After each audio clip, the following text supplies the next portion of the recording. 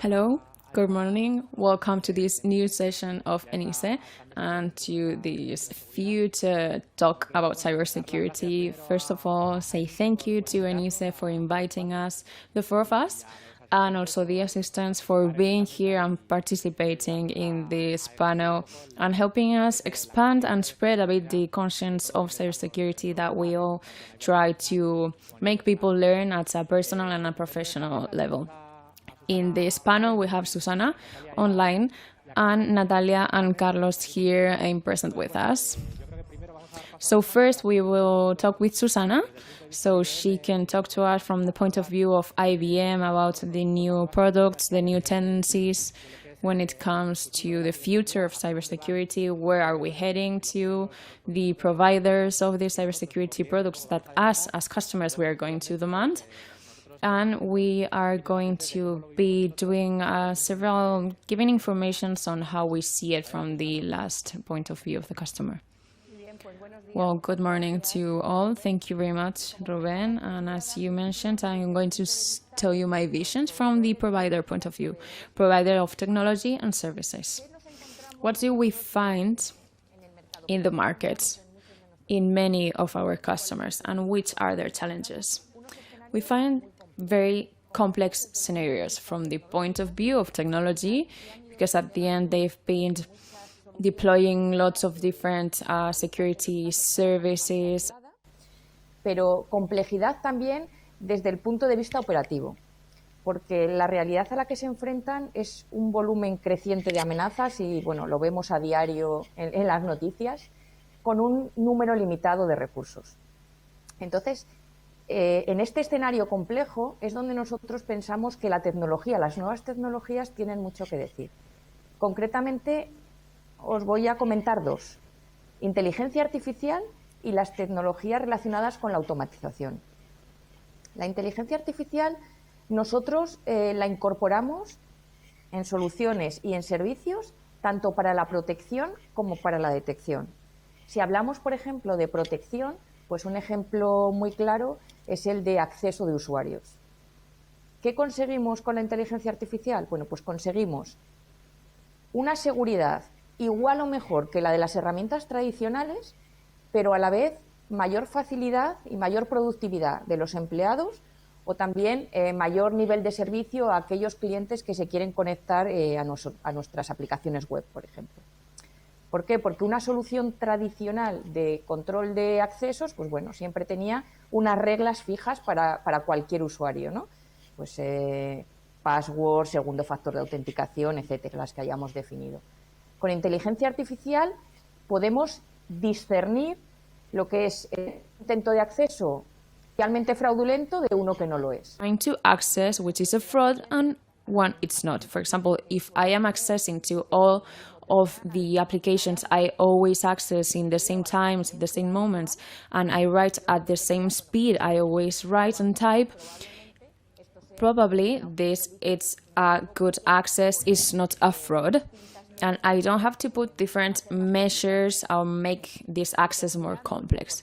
So profiling this behavior of the user, I see I have an intended someone's trying to access in a different way, in a different time, maybe I know this is a fraud. This is a use of artificial intelligence in the control of access of these tools of protection, but we can use it also in the detection part. Instead of having static rules to launch these alarms, I can profile the behavior of the users. So, for example, a group of people who are working in the same functions, and when there's these weird behaviors, launch an alarm. So what do I achieve with this? What we got is to reduce drastically the number of false positives. At the end, it is fundamental for us to be able to focus in properly managing these alerts that they really hide a problem of security. This when it comes to artificial intelligence. We also talked about automatization, and this is one of the biggest tendencies. To achieve this automatization, we must integrate all of the environments. We have to have a unified vision of what's happening in the organizations. As to reach this automatization, we must take it from the point of view of the platform. A security platform that will allow us to integrate these tools that I mentioned in the beginning, that they were kind of spread, different, and working in an isolated way, and give us a vision on what's happening in the COP.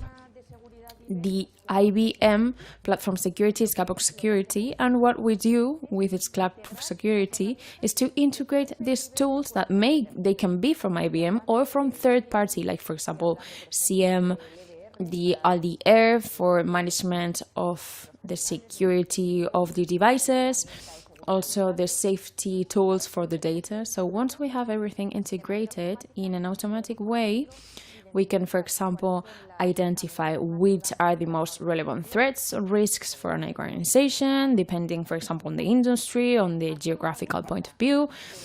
Do a search of the indicators of compromise of this risk or threats with all of the information related to security I have from these enterprises, and launch the activities and the actions all in a collective way. So we are able to control the cycle and improve the point of view of security of the enterprise towards risks and attacks.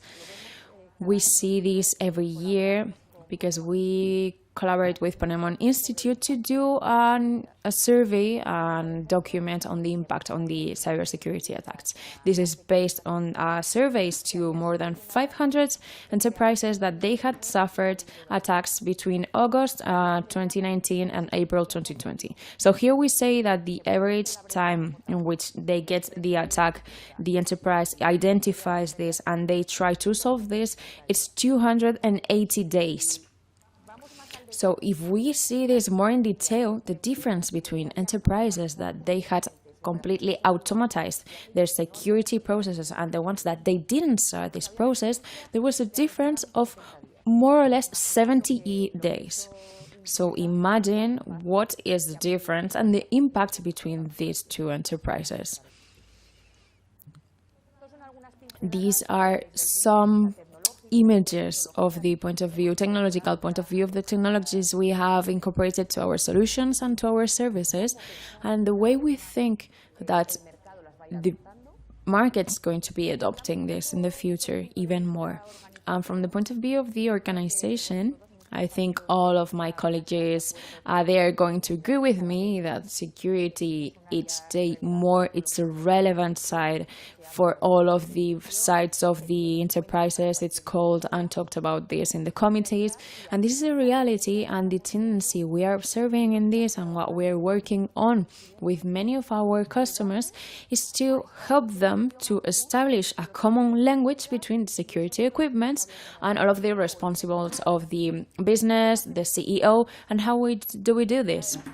One of the tendencies is to quantify economically these risks of cybersecurity and how they would affect to an organization if they are, for example, materialized in the different assets that this organization has. This is one of the areas in which we are working with some of our customers, because this is what it really helps them to prioritize the investments and also to optimize the following steps when it comes to cybersecurity. So these are some of our pieces of information I wanted to share.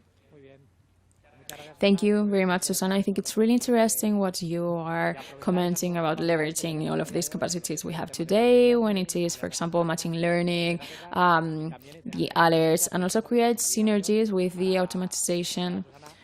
So as Susana said, to try to detect as soon as possible any kind of behavior that could be threatening the enterprise or a possible compromise of any of our elements of our structure.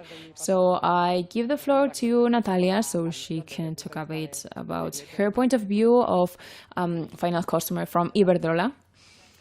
Thank you, Rubén. Thank you, Enise, for the invitation. Well, I'm going to talk a bit about how do we see the talent of cybersecurity among from the electrical industry.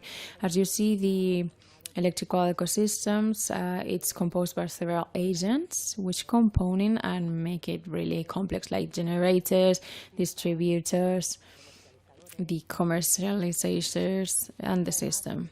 And they are really connected between them. So these organizations, small, big, medium enterprises, they depend on each other to carry out their operations and also to guarantee the supply of the electricity. So when we talk about the challenge of cybersecurity in our industry, we talk about three characteristics which are really key to this sector. The first one is the spread system. So it can generate this waterfall system. So when one has a problem, maybe it can compromise the others. So you can see also a decentralization with the electrical vehicles, small generators, that they are now started to be relevant and important when it comes to the resilience of the electrical system. Another of the characteristics which are key is the obsolescence of the assets, because the new technologies, they have to coexist with other devices with life cycles with over 20, 30 years and which are not ready to face the cybersecurity attacks or risks. So the enterprises, they have in front of them the challenge of being able to exploit the characteristics of these new technologies at the same time that they ensure the reliability of these obsolete devices. So this makes it really difficult to manage the risks and threats. And then the real-time requisites, because the measures of cybersecurity, the more traditional one that I can think about in the electrical industry, are completely incompatible with the real-time requisites of the most of the systems. So that's why we think that the challenge of cybersecurity in our industry and sector must search for the resilience of the ecosystem on itself, more than searching for just resilience of some systems or the organization in an isolated way. That's why, and for this, it's very interesting for us to collaborate between the different enterprises of the industry and even with public organisms. So among Iberdrola, what we do is to try to search for safe solutions focused on risks. And we adopt this model, which is decentralized but coordinated. The organization is pretty big. It is composed by big businesses, the IoT businesses, the IT systems, and their corporate area which have some responsibility when it comes to business continuity. So it's them in the first line of defense, the people in charge of managing these cybernetic risks, and also to adopt the measures to try and delete these threats. And when it comes to the operations level, and here it's where the expert knowledge is when they manage the problems. And then we have a second layer of defense, which is the corporate security and defense. And they establish policies, rules, high-level controls if they identify new areas of risks. And we leader the management of cyber attacks, trying to ensure integrated security. For all of this, we think the challenge in our industry must be focused on what I said at the beginning, searching for the resilience of the group, and also to make participants to all of the businesses that the risks, the cyber risk, it's a risk that they must manage, leader, and identify. And this is everything I have to say. I think it's very interesting what you said about the waterfall effect, because it's not only you that suffer this, but also you and Carlos, who are critical infrastructure of the electrical transport industry. The rest of the users, we also find ourselves affected. Because if there's problems in Iberdrola, in ALSA, we are going to have problems. We have services, even if we are not a critical side, it can affect the problems or risks that you can have as any supplier, but more in a supplier like you. So now, Carlos, we change to transport industry. and he's going to talk about his experience from the point of view of this industry. So to give a bit of continuity to what Susana and Natalia talked about, I believe that it is true that we are more or less interiorizing somehow the concepts of cybersecurity when it comes to all of the business departments. So we come from a world when we start behaving, obeying the rules, but then we are lacking there's a lot of differences in the sector and in the industry when it comes to behavior, regulation, stakeholders, etc. So once you understand everything, a big of the challenges that comes later is to convert all of this in a tool for management and not seeing this to something that's stopping your development of the business, seen as something difficult, but to see it as a tool of management. So where you strengthen and empower your enterprise in different way. One of the big questions here is, or issues here, is to take the IT CISO world, and they assume all of the concepts of cybersecurity so that everything can be working more fluently. I think here yesterday and today we're talking a lot about these things. But I think one of the issues is to forget about the word cyber, because nowadays everything is cyber.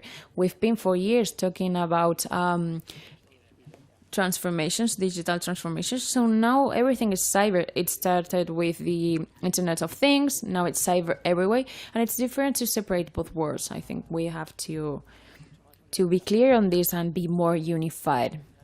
And this at the end, it's driving us to the business processes, management processes, to a lot of contradictions. For example, when it comes to customers, as a company, we want to give a more personalized behavior to all of our customers and to know them, to apply this machine learning mechanisms and everything we want to do with the data. But on the other side, when we ourselves think about ourselves as customers, we want to be private, we want to be anonymous, we don't want to give in our data. So how are we going to manage these contradictions? Well, basically, still today, there's some limitations. Now technology, they have some kind of breaks which they are going to be solving in the future. Technologies like blockchain, for example, they have not arrived to our industry, for example, when it comes to transactions, to means of payment. But there's still a lot to do in the future. We give public services, essential services, and they have a specific treatment. As a mean of transport, when it comes to security, we must follow all of the criteria, all of the defined, and our business processes also,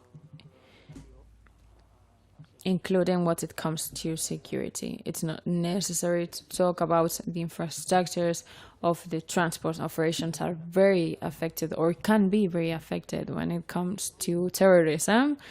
It is quite easy to think that they can hack an infrastructure on, or why not say, a bus, for example, a train, a physical asset. So we have the obligation of elevating the conscience of the people when it comes to regulation, public investment, etc. It's not only about this legal treatment, but also see how this is affecting us and what will happen if in infrastructure or a transport system it is seen as not safe. So for this, what we are trying to see is to operate the cybersecurity, give it a similar treatment to the one that we give to the real security, and define our processes. To train, to give conscience to our workers, and understanding also what all of this entails. And the challenges, I would say, on launch to this for us is to how to simplify this world, how to simplify technology to make it easier to these people who are not fans of this world. So basically, this is it.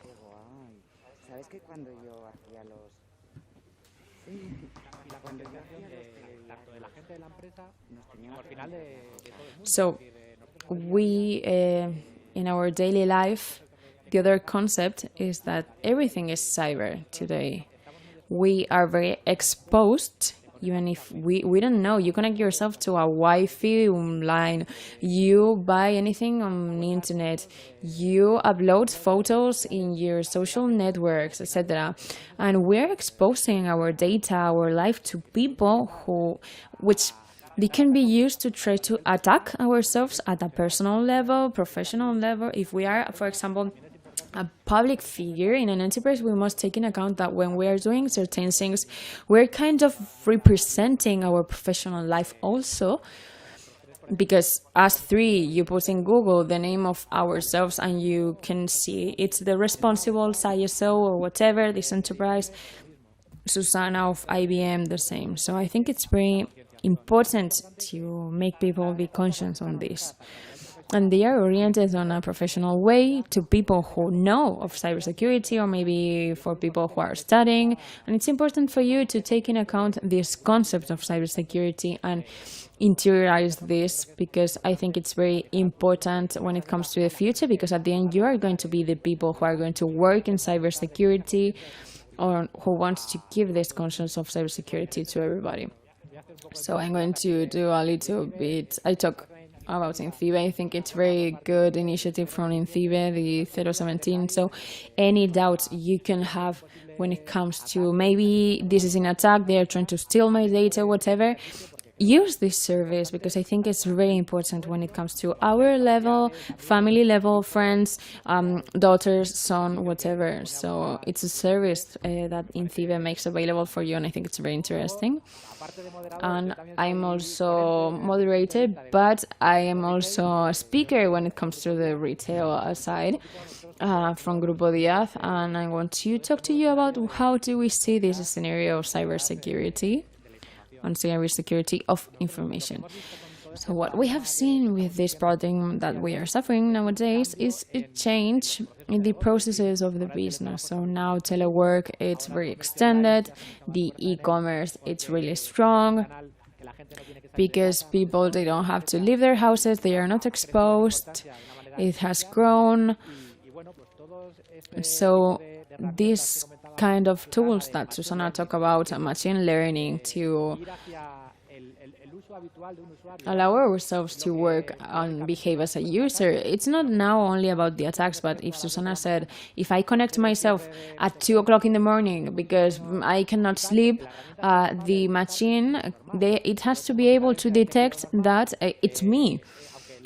Even if it's 2 o'clock in the morning and I am usually sleeping, maybe this day I couldn't sleep because I have insomnia and I wanted to do this closing of the month. So this is not an attack, this is a false positive, and the tool has this, cannot cut you the access because he knows it's you, because if not, it will be a problem in the daily life. It's also very important to see how to structure security among the enterprises. So I think each day it's growing, the importance of security. It is also growing, or it should grow, the number of resources that we have in the departments of security. It was just one, and now we are talking about levels of security. We have the first level of operation, the daily life, then we have a more organizational level, and we are trying to do a kind of government of security, and then the third level will be the external services or internal services of auditing to see the first 2 levels are working properly. It's true that the level 3, it's auditing level 1, but level 2 is also reflected because it's the one that marks how the first stage should behave.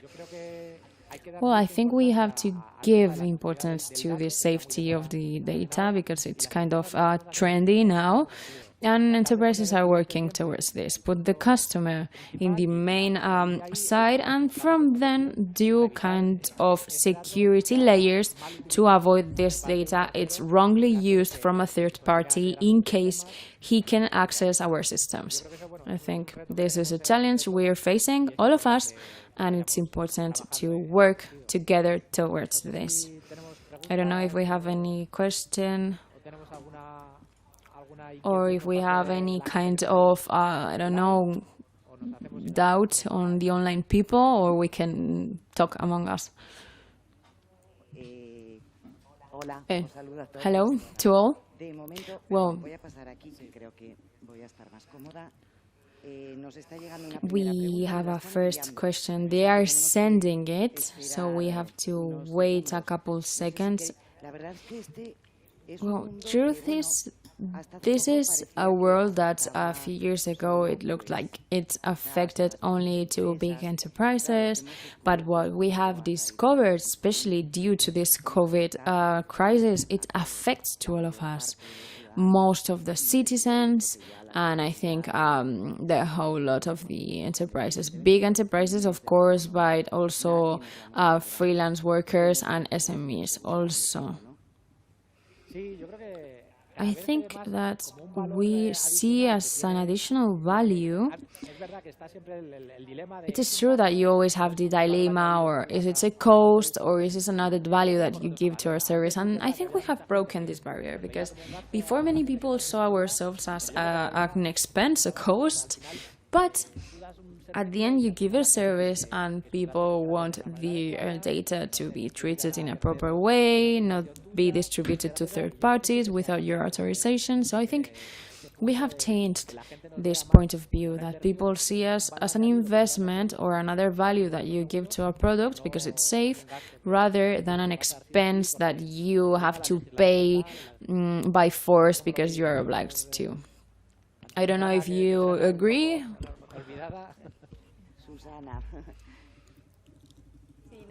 Well, I think that we have progressed in this. I think people know that it has nothing to do with the investment on developing a safe application from the future, from the first stage, to then do modifications or change the settings. So as Rubén said, I think now it's not safety yes or no, it's already kind of interiorized and it's implemented in all of the operations of the enterprise. So from the beginning, right? Yes, from the beginning. So when you start a business, when you start a web, to have all of this in account. Yeah, mainly because it's more economical to put it in the design side rather to take this in account at the end when everything is done. I think this is important for the SMEs and also the freelancers. Sorry, Susana, if you wanted to say anything else? No, it's what they said, safety by design. So I think now it's on the basis of everything, in the structure of everything.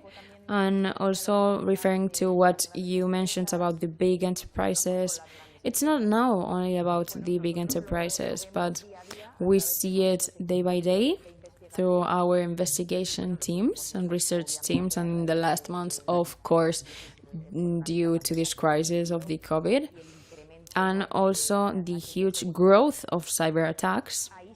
And there we were able to see, to eyewitness from enterprises of every size. We have seen spam campaigns hiding security attacks, some of them focused on SMEs, for example, other to big enterprises, other to specific industries, like, for example, the health industry, and also to citizens. So now it's not about this concept of attacks only to big enterprises. Now any enterprise, any medium, small enterprises, or us as citizens, we have to protect ourselves, and also very important, as Rubén mentioned, to be conscious on this. We must understand the risks so that all of the organization is a defense element. I talked about the technological side, but we, all of us, have a lot to say. This is a kind of philosophical reflection, but how many people are there trying to harm others? It's it's weird to see all of the talent working from the bad side. Yeah, but it gives a lot of money, that's why. There's a question for the representative of ALSA. As an enterprise of services, of transport, did you value already transferring the cyber risks to financial protection or safety, cyber safety? Because many enterprises of services, they don't value the necessity of insuring these risks. It's not only valued, but it is there. It is insured already. We have levels of insurance when it comes to these risks. Obviously, you cannot be covered against everything, but we are really focused on our main risks, which are linked to the operations and to the management of the data of the customer. Even there are many others. But as industry, I want to generate a bit of debate, but I think there's a big difference. There's big differences between our customers. We coexist big enterprises with medium enterprises. So at the end, we are seeing as a sector, not only as an enterprise. And maybe we are having different levels of ensuring, but also managing this safety. And a bad perception here would put all of us in the same place. So I think we have to insist. We talk a lot about this, but in systems such as our main operations that we are serving, we are giving public services, at an institutional level should be this taken care of. So that specifically they talk about this, because we talk about interiorizing this, but nothing's for free. So we must bear this in mind. Another question for all of you. How do you value having the capacity of controlling the cyber risks of our chains or critical suppliers? It's vital. The risk of third parties, it must be assumed in all of the directions, of course, including the processes of purchasing. It must be evaluated, the potential risks of the bidders. There has been also some clauses that of obligatory compliance. I completely agree. I think it is fundamental. Now the organizations they are not isolated, and the supply chain, it's a fundamental. So it's very interesting and important not to have weak parts on this chain, because it can affect to all of the process. So in this case, we have some certifications that may allow you to know some standards of security which are suffering these enterprises. I think it can be a good point to start. But of course, that doesn't mean not to do a more deep analysis on the measures used by each of these enterprises. Because at the end, each of the elements of the processes, internal processes of the COP, it's what gives the final image of the security and safety you are transmitting to your customers. I don't know that you're a big chain. It's what we said at the beginning, the waterfall effect. Any kind of supplier giving you a service can entail a problem to you when it comes to cybersecurity, or at the level of any part of your business, it can be affected. So I think in this sense, they are spreading even more and more enterprises that do this. They do a scoring on the suppliers or the enterprises to have a ranking of level of confidence they inspire, and it's time more we are interiorizing in the enterprises these processes of evaluating your suppliers from the cyber point of view and also the legal point of view, or even if they operate in this country, in this other country, if they have some behaviors that may affect to your service, etc. This is more complex now, right? Another question. You use the new tendencies and technologies in cybersecurity in your entities. For example, blockchain. Do you use this? In my case, we don't work with blockchain because, as Carlos said, it's still not mature enough at the level we would consider to be using this. We are a distribution service and enterprises, so people nowadays don't work with cyber coins. So we haven't started any projects which include in the daily life the blockchain technology, but we are considering it, we are working with it to, in the future, for example, in the digitalization of the electronic tickets, or to managing third parties, where you can have a continuity, a bigger continuity on managing what is happening. Another type of technologies, as Susana mentioned, it's the artificial intelligence, of course, to detect behaviors of weird behaviors of fraud, for example. It's fundamental. We work in this, and we work a lot in this. We've been working in this in the security we work in traffic security, and we want to move this to this world. So the people who are involved, they start already learning and assimilating these concepts. It is a process that if you do it in a natural way, it's going to be easy. If you want to add anything else? No, we are not using this technology in our businesses. We, as a technological provider, at the end, these technologies are on service of our customers. And there it depends on the industry, the norms, the rules, the customer. So there's different levels of maturity or different uses of these technologies. So we mentioned about blockchain. We are using this, but for the optimization or how easy is to, for example, deleting intermediate or giving confidence to the user, it's being used in retail to ensure where for example, the food is coming from.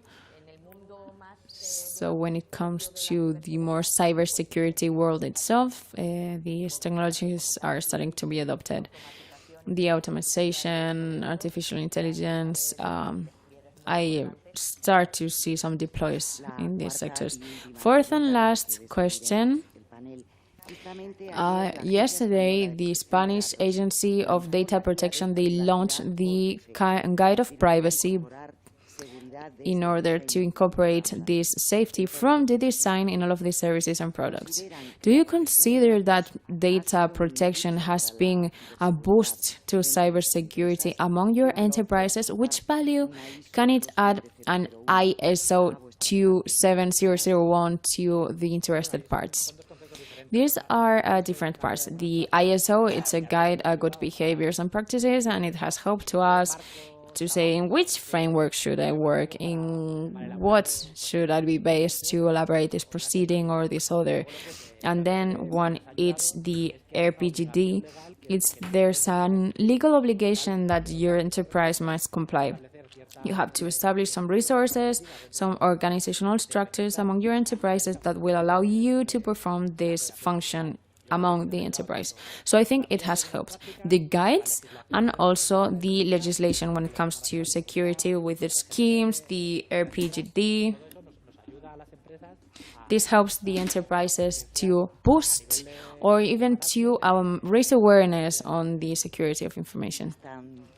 All right, did you all agree? Absolutely, yes. The existence of these rules first boosts from this point of view kind of comply with. We have to comply with this. But if you are able to make this evolve and be part of your business plan and process, it's completely fundamental and it's critical. And who manages customers' data, they design all of their processes of technology with these factors taken in account? Well, the risks associated to privacy, we have this in our policy of risks as an additional risks, as we have the cyber risks and also the risk associated to safety, physical traditional safety. So we have the legal obligation to comply with this. So we not only have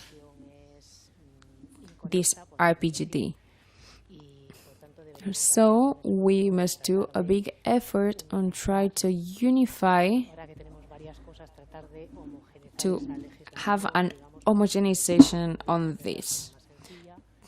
So it is easier to implement this in the enterprises and we don't lose security. Because complying with this, we don't suffer all of the regulations like your sectors, energy, bank, but we have lived from the other side point of view because I was a supplier before. And there are some enterprises which suffer this hyper-regulation sometimes. Susana, do you want to add anything? Well, I agree with all of them. I think it is important. I think it is necessary. And I think we must not forget why this regulation of this data protection is so important. And it is because all of this boosting speed of the digital transformation of the enterprises and also the growth of data, value data that they are managing. So these are data that which guarantee their future, the future of the organization, and also the measures that will help us to ensure that they are protected. Of course, I think they are very important.